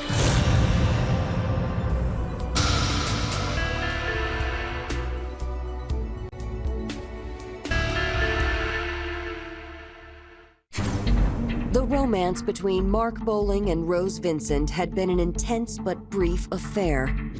Rose had been a poor 19-year-old searching for a man who could give her a better life, while Mark was a successful funeral home director who'd been allured by Rose's youth and innocence. But both had gone on to marry other people. And now, 8 years later, Mark's wife, Julie Bowling, had been found shot to death inside the garage to their home. Detectives' search for clues had come up empty, and Mark was also missing. Police were starting to worry that he might also be a victim. A few hours later, detectives received word that Mark had been located. He was alive and well and on vacation. The report was that he is on a dive trip in Florida with several other local people from Rocky Mount area. Police called Mark to inform him of his wife's death. Mark, it's Lieutenant Joyner of the Sheriff's Office. We've been called out here to your house this morning. Your wife's under the garage and she's deceased. What? Do what? Oh, God! It's Julie! Mark sounded genuinely upset, but there was something about his reaction that struck detectives as strange. He didn't ask detectives how Julie had died. Where's she at? I'm sorry? Where's she at? Mark asked, where was she? To me, if your wife is hurt or killed, what difference does it make where she was? Also concerning was Mark's apparent lack of urgency about returning home to settle his wife's affairs. Hours after his first call with police, Mark Bowling was still in Florida. Detectives even had to call a second time to ask when he was returning to North Carolina. Out here in Florida, scuba divers, I'm trying to get a flight home. If something had happened to my wife, I'd be calling every hour, trying to find out, what have you heard now? What have you heard now? Or what have you found out? And that didn't happen. Suspicious of Mark's odd behavior, police decided to dig further into his and Julie's relationship. Detectives started talking to anybody who knew Mark or Julie, and pretty soon they heard from friends of Julie's who said that her happy marriage may not be exactly as it seems. Relations became a little strained between Julie and Mark. And like in a lot of marriages, the strain was due to monetary problems. He was trying to expand too fast. He had expanded to some of the smaller towns around Rocky Mount. And by growing too fast, I think the money was being eaten up. He was mounting up a horrible burden of debt for as much as $1 million. But that wasn't all. As investigators dug further into the couple's finances, they uncovered something even more suspicious.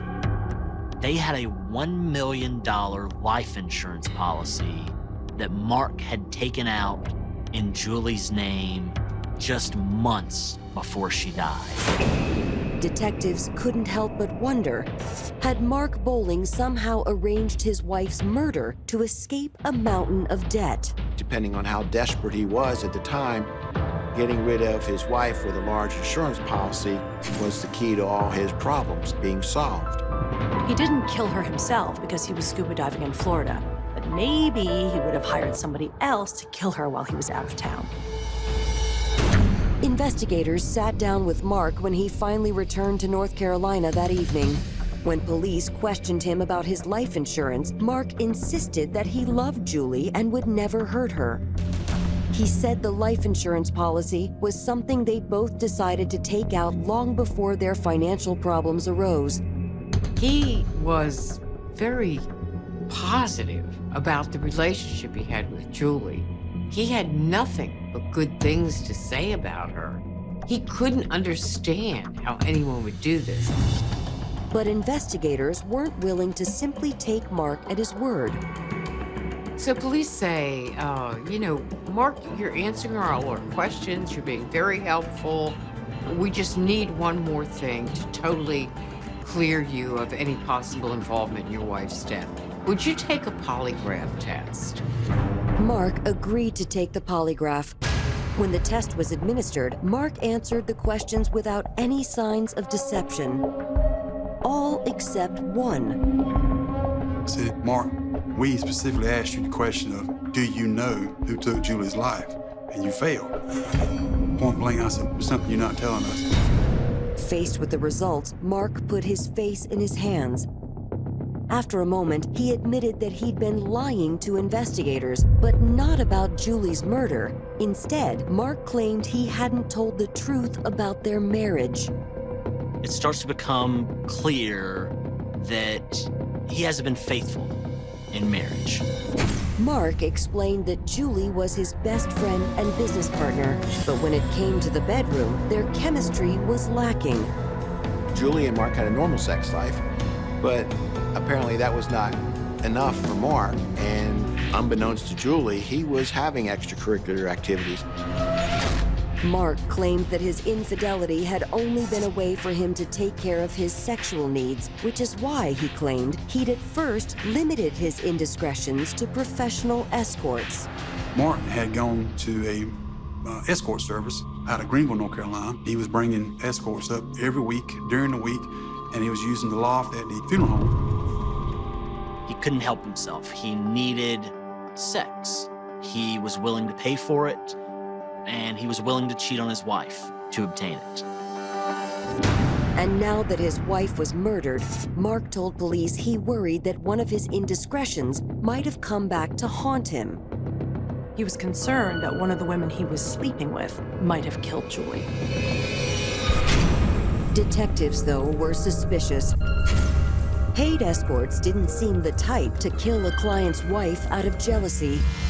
That's when Mark confessed that the affair he was most concerned about wasn't with a prostitute. It had been with a woman he'd had a relationship with before he even met Julie. He gave the name Rose Vincent at that point. Mark explained that he and Rose had an intense relationship 8 years earlier, but Mark said he and Rose had reconnected earlier that year when a twist of fate brought the former lovers back together. Rose was out and her car broke down. When she got out of her car, she looked up and realized she was right behind Bowling Funeral Home. She had nowhere else to turn, goes in, and there's Mark, the knight in white shining armor kind of situation. He's gonna help fix her car. Mark did more than just fix Rose's car. He confessed that despite getting married, he was still deeply attracted to Rose. Even though she was also married, Rose told him she felt the same way. And it wasn't long before they both gave in to temptation. They were both filled with a yearning they couldn't deny. It's like magnets drawn together. Over the next 10 months, Rose and Mark continued the affair, keeping their love a secret from both of their spouses. Mark and Rose would go into that room up above the funeral home, and that's where they would play and have sex. It was a special thing for both of them. But by that fall, Mark admitted a feeling of unease over what they were doing began to creep in, especially after Rose confessed to him that for her, their romance was more than just casual. Rose was out of her mind in love with him. Rose wanted to be the next Mrs. Bowling, and she was ready for it. For Mark, it was an unacceptable proposition. Being with Rose meant he'd have to leave his wife, Julie, which would mean giving up everything he'd worked so hard to build. This was Mark and Julie Bowling's business. They were 50-50 owners. A scandalous divorce would ruin his business. He would lose everything. Mark knew it was time to put an end to the affair and told police he tried to break things off with Rose. But she didn't take the news well. Instead, Mark said Rose became obsessed with trying to get him back. He'd even caught her following him and Julie around town on several occasions.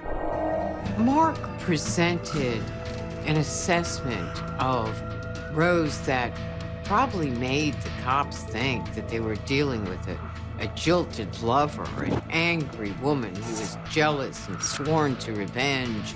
He describes her as essentially a crazed stalker and says that she has a fatal attraction to him. Coming up, police pay a visit to Rose Vincent, but would their conversation reveal whether Rose was really a vengeful ex-lover? Or would detectives discover someone else with an even stronger motive to murder Julie Bowling? He told her we'd get her out of the picture, that it'd be me and you.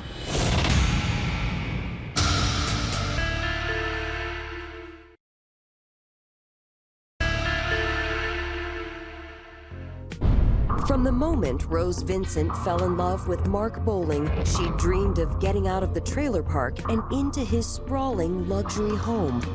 But by December of 2006, her dreams had evaporated. Not only had Mark put an end to the affair, but he just implicated her in the murder of his wife, Julie. He said, she's been stalking me. We used to have a thing, and now she's got a obsession with me. Eager to hear Rose's side of the story, officers immediately set out to track her down. And while they waited for Rose to be brought in, detectives paid a visit to the Greenville escort service Mark often used to talk to a few of the other girls he'd mentioned. Sheriff's Department pounced on that information quickly. Not just Rose, but on the other names that he gave as possible people want to do away with Julie. The escorts that Mark had hired all had alibis for the morning of Julie's murder. But they also told detectives that the supposedly upstanding businessman hadn't just hired them for individual dates. It turned out that Mark Bowling had a habit for arranging full-fledged orgies. Not just one woman, oh no, he'd get 2, 3, or more, all to satisfy his over-the-top sexual cravings. There was no limit for this man. It seemed that Mark's favorite place to throw his wild sex parties was his funeral home in Rocky Mount. The downstairs area is a very serene, a lot of people would even say sacred area. Upstairs, Mark has this bachelor pad. In a little room up there where caskets were kept, hookers, call girls meeting up there at all hours of day and night. And Mark's dirty secret also came at a steep price. In fact, it sounded to detectives like the Bowling's financial troubles had less to do with him overextending the business and more to do with his expensive sexual adventures. Costs money to do that sort of thing. Call girls, escort services, whatever you want to call them, are not cheap. He was paying thousands and thousands of dollars on his nasty little sex habit. But the most shocking revelation was yet to come. One of the escorts told investigators that during one of Mark's sex parties, he'd taken her to a private room at the funeral home. She said she was used to strange requests from Mark when it came to sex, but that night, he proposed something so shocking that she couldn't believe it. Mark had told her he would pay her 5 figures to kill his wife. The escort told police that when she turned him down, he played it off as a joke, but now she wasn't so sure. Investigators were stunned. Had Mark actually been shopping for someone to kill Julie? If it's true, then this guy was lying about everything. Did he just give them Rose's name to throw them off the scent? I'm sure he thought he was smarter than everybody else. He thought he was smarter than the sheriff's office. Police wouldn't have to wait long to find out. As detectives left Greenville, they got word that Rose Vincent had been brought in for questioning. When police finally sat down with Rose, she claimed she'd been helping a girlfriend take care of her children on the day Julie's body had been discovered. And she insisted she didn't know anything about Julie's death. Just like Mark, she's denying everything. She's not playing along. She was, easy to talk to about anything unrelated to what's going on with the homicide investigation. And then the minute you ask anything about Mark, she dropped her head to the floor and not look at you. You ask anything about Julie, of course, same thing, drop her head and not look at you. From the way Rose was acting, detectives were convinced she knew more than she was telling them. So they tried a ruse to get her to talk. I tricked her. I said, Rose, I've been trying to get you to tell the truth to help you because we tracked you through OnStar, and it showed me you went straight to Julie's house. The bluff immediately paid off. Her whole personality changed. Then police dropped another bombshell and told Rose that Mark had already ID'd her as a possible suspect in Julie's murder. Rose looked devastated, and then she told police something they didn't expect. When she found out that Mark had named her as the killer, all bets were off. You know, I'm not going down for this by myself. I'm not the one that came up with this idea. I did it for him. I loved him. According to Rose, she wasn't the jealous ex-mistress Mark had made her out to be. In fact, she claimed that they'd never broken up after reigniting their affair. Mark Bowling loved her, she loved Mark, and they were going to have a life together. Rose told investigators that the only change in their relationship was that their trysts had recently moved from the funeral parlor to the luxurious home Mark shared with Julie. Rose told police that as she and Mark began to see each other more frequently, they both fantasized about a life together. They would get married and move into that home together. That's what he told her he wanted. Rose had to think, this was supposed to be me. It was never, ever supposed to be Julie. But Rose claimed that Mark insisted that a messy divorce would only cause him to lose his house and beloved business. Mark had confided to Rose that the only reason he'd married Julie in the first place was for her money and social status in the community. He'd needed both to build his mortuary empire.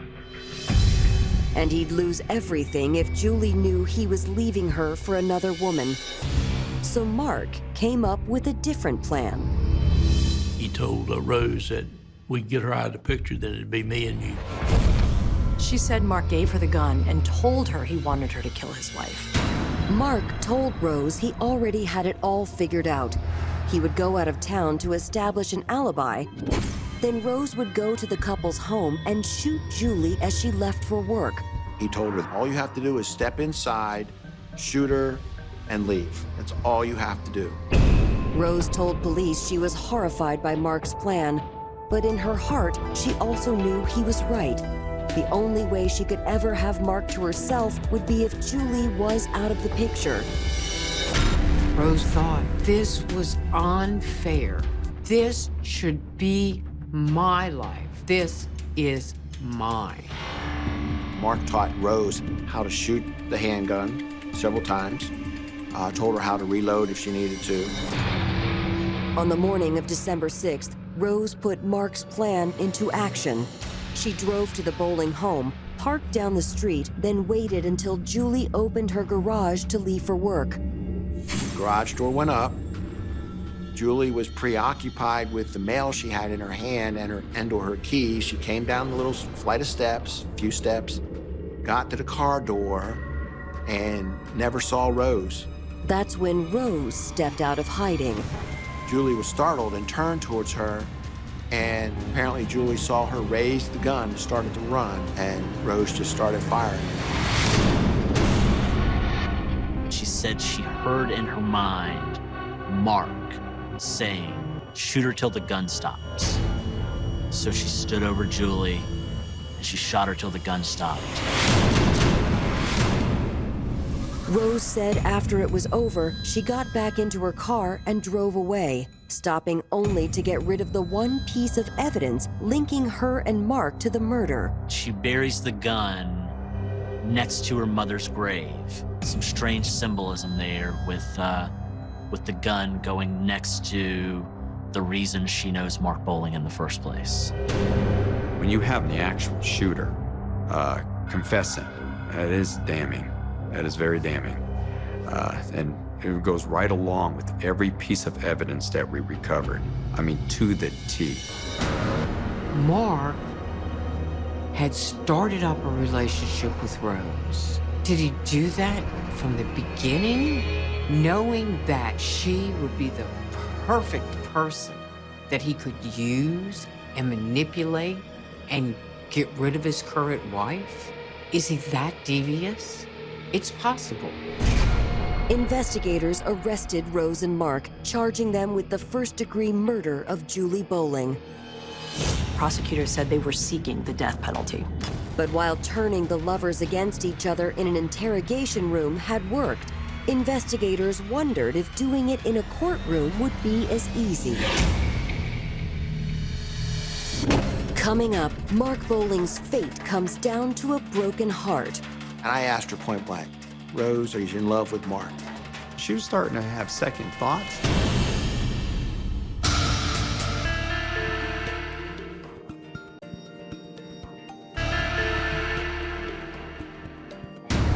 Rose Vincent and Mark Bowling had just been arrested and charged with the shooting death of Mark's wife, Julie.